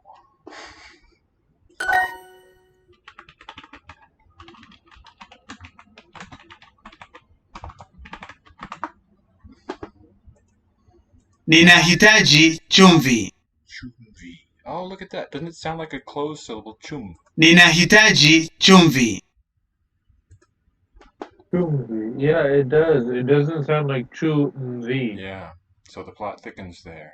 I think its structure might still be the as its own syllable, but then it closes the one preceding. Or it could be a borrowed word. Let's see. In which case it wouldn't need any special explanation. Chumvi. It's kind of a salty looking word. Oh, this word funny in the chat. Yeah, it's interesting. It has that ambiguity in meaning. Many words do. A starry night. That usiku za nyota. Or wa. Okay. Usiku wa nyota. Let's make a note of that. A night of that. Usiku, it should have been. Two typos. Usiku wa W class. I'm going to mark it with my Oh, I wonder. Do you think that the U at the beginning of Usiku is related to the Wa of W class? Oh, good instinct. It could be. Good thinking. I'll add a note here. U equals W.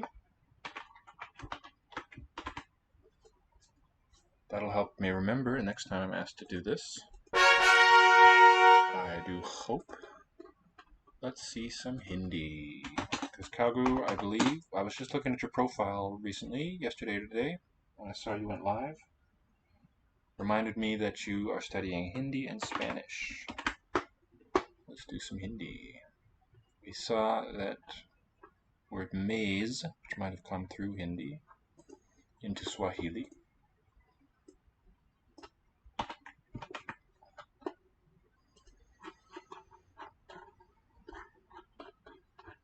Maybe imperative.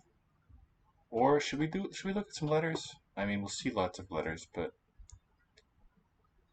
how far along Yeah, are it's you in your Hindi simple, and I'm studies? getting kind of tired, so it might be good just to look at the letters. Let's do some letters. I'll do letters 4. Duh. Duh.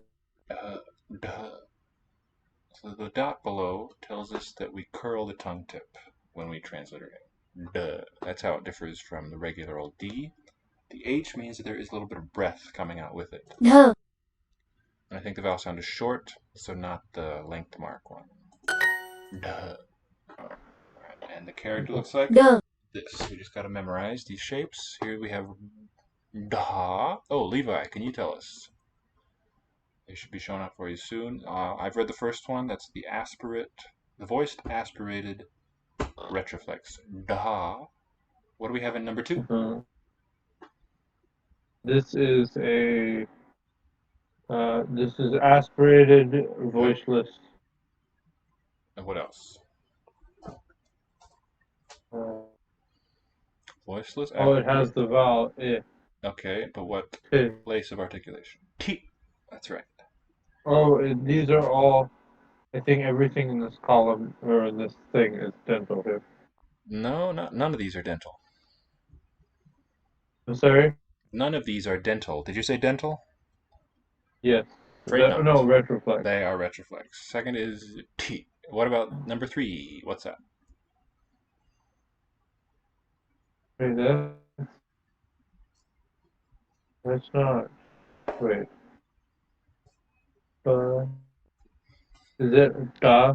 It is da, the very first one in the row. Da, da, da, da, na. And the fourth one, da, is the one we want. So the whole row again, as printed, da, T, da, da. D. All have the curled tongue tip. D. D. It's got to be that one. Doesn't sound terribly long. All right. The one we're after, AI in Hindi means an A sound. Not I, but A, leveled into one sound. Oh, is that because of how it was in Sanskrit? I mean, I suppose so. That's why that's Romanized like that. The romanization, yeah, is probably the motivation there. In Sanskrit, the classical language, as it was codified a little over 2 millennia ago, had I as one of its diphthongs.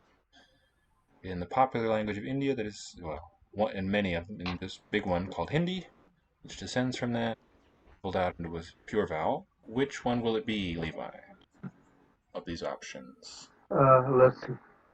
Dahi. It's number 8.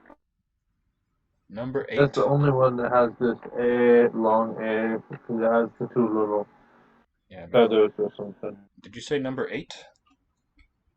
Number 8. 1. Oh, Hey. That one has the close vowel E. Yeah.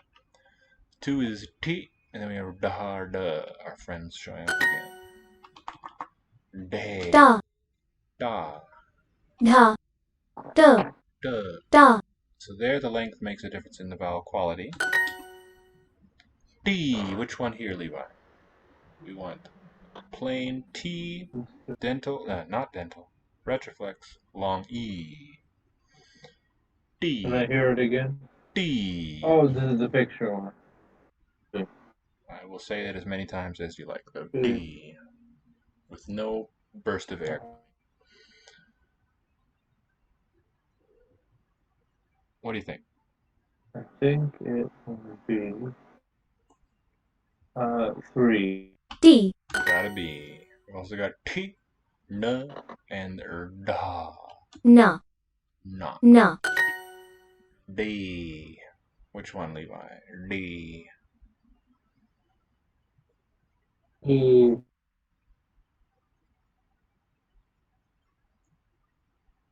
Sorry, did you say? Let's see. D. Still looking for Okay. 2. There it D, is, number 2. Do. D, Duh. D, N. Which one is N here? N. No is 3. Afraid Oh, wait. Are we on a new level here? Okay. No. Okay.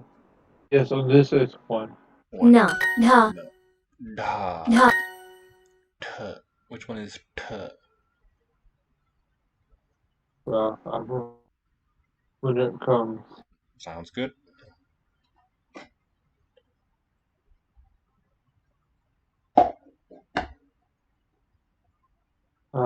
Two. Can you read the rest? What's number 1? T, Da. Da. Voiced aspirated. What's number 3? Da. Da. That's not da. That's a different one. Right, same basic shape, but no dot on the right. Da. Duh. Plain voice. Da. And number 4 is duh. And then Match this the one pairs. is Here we go. You get to see a bunch contrasted. T. T, Da. D, Duh. D, N. N, Duh. D, Tuh. T, Duh. D, By the way, these shapes are related. What they inherited from the Phoenician system. These reflect the theta, actually. Well, yeah, by a kind of cool process. This gave a theta in Greek, this sort of a shape, and that became Devanagari T. But then they removed the inner part and just used the circle for T, and half a circle means the unaspirated version of that. So this one gives aspirate T, and this one gives unaspirate D. Isn't that cool? so the theta one is the unaspirate, No, the theta one which represents is the opposite to her. No. The theta one represents the dental Oh. aspirate. That's in a different row. And they modified this shape in the Okay. top left to give T and D, which Phoenician didn't have equivalents for. Okay. Da. D, N. N, T, Perfect. Maybe let's do Yiddish to end it tonight. Sound good? Okay. Yeah, I'm getting pretty sleepy. Yeah, But I was just thinking, oh, we haven't done Yiddish in a while. Sure haven't. I was thinking the And same we too. and we can see how different, how many rules or how much of your German grammar describes it and how much doesn't. So those augments, that's a different pattern for Yiddish. On the adjectives after an article. Mishpucha. This looks like a Hebrew. Oh, they've got a bigger font. Indeed, yeah, good for them. Mishpucha. So the fact that it has the ch letter and that the vowel of the first, actually none of the vowels are marked directly, suggests a Hebraism. The father, der Vater. Die, what's this? Eltern, die Mutter. Mishpucha. Okay, the fairy tale is over. Mishpucha, mishpucha, Mishpacha. mishpucha. My mother, die Mutter. Der. Oh, what's that? Seide. Seide, Seide? Zoide? I don't recognize this word. The parents. What's the parents, Levi? Eltern. Die Eltern. That's right. Yeah. Da. Da. What does da mean? D-A da. Oh, I'm sure I will see it in a moment. Da. Oh, it means here, doesn't it? Exactly. Good. A little hard for us to get used to. Gold. Gold. Gold with a final voiced. Farm. Farm. Just like the English, it sounds like. Indeed. Yeah. Mishpucha. Mishpocha. The M makes me think, the M prefix here makes me think it's a participle. Family. Shepacha would be the root. The family. Die Mutter. Die Mama, it is what it is. Not die Mutter. Die Mama. Die Mishpucha. That's what this word is. Die Mishpucha. The family? Yeah. What's this? Der Tate. Der Tate. That's a T, right? Tate. Interesting. The grandfather. I wish I knew how it's pronounced. Looks like Zaide or Zade. We could put it in Wiktionary. It might give us IPA for it. Okay. Z-W-D-E. Let's do that. Good suggestion. Z-Y-D.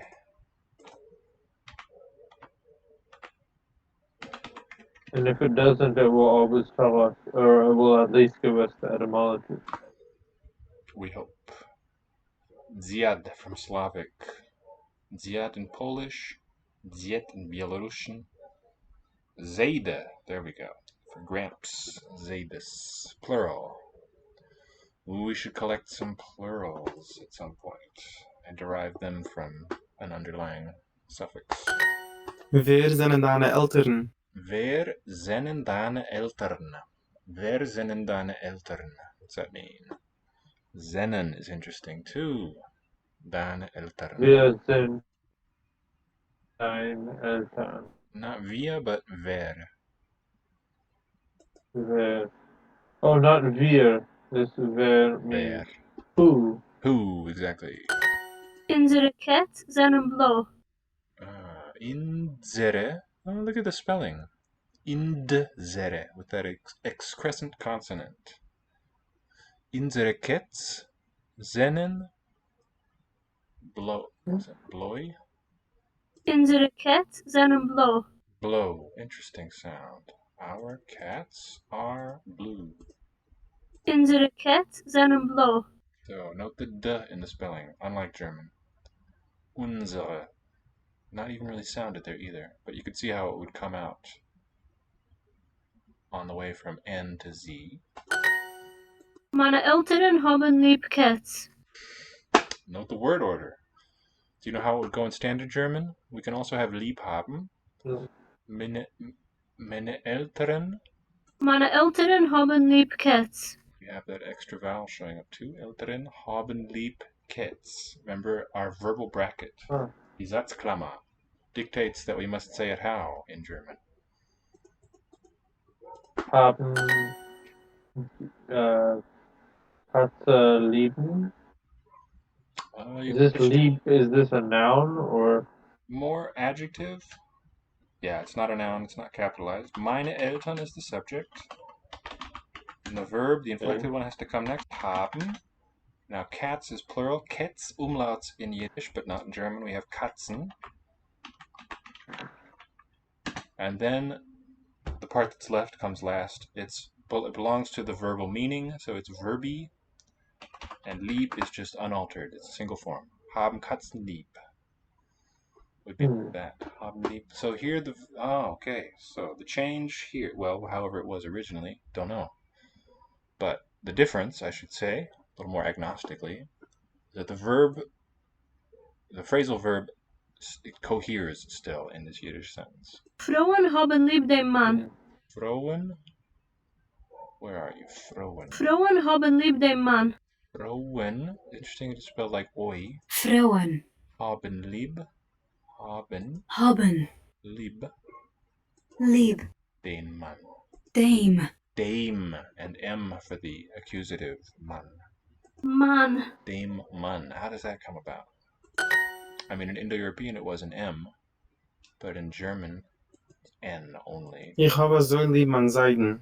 Ich hab azoi lieb man Seiden. Ich habe Well, so it's lieb man entirely Seiden. possible that Yiddish could have preserved the older form. Yeah, I suppose so, but it seems unlikely to me because Old English has the accusative hinne, meaning him. So I think it's an old Germanic feature that final M became N, and then other stuff was added outside of it. So I think this is a reversion to an earlier state. I mean, it is possible, but the Old English evidence there speaks against it in my view. Okay.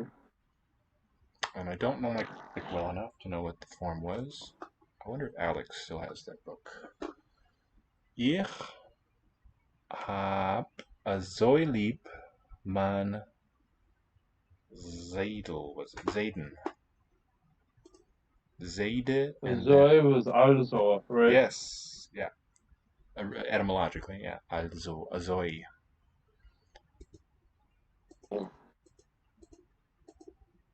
Now, when we look at this, I love my grandfather so much. That kind of bracketing reminds me of German, but so much isn't really a core part of the verb. It's just like an adverbial of extent. So not a good comparison. Dus is in der Sprache. Das is in der Mishpoche. Ich schick dein Tatin Geld.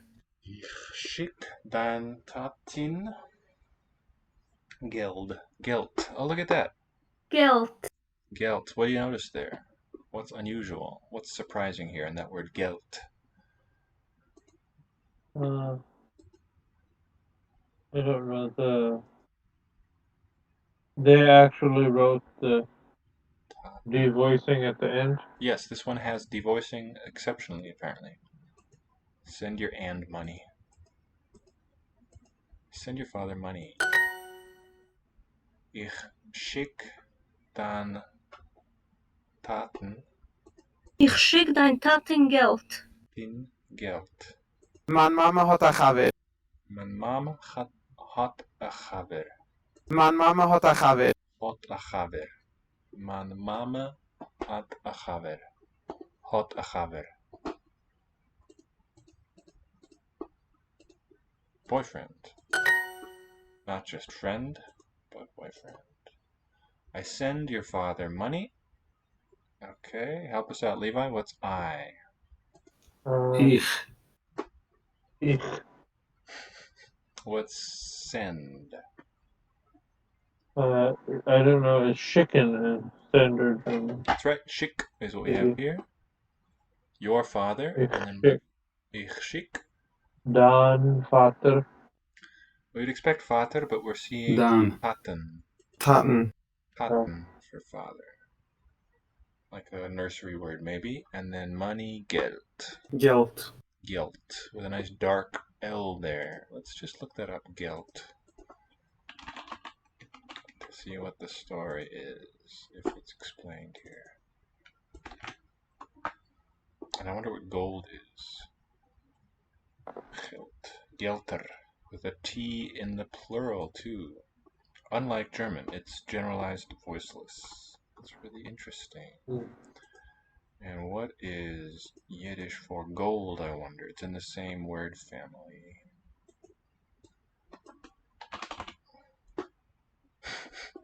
Gold has a D at the end, which we see in lots of Yiddish family names, too. But Gelt devoices it. How interesting. Our cats are blue. Und unsere Cats Cats. seinen Sennen. Blow. blow. Alright. Thanks for watching, everyone. Hope you have a good night. See you next time. Good night. 안녕히 계세요. 안녕히 계세요.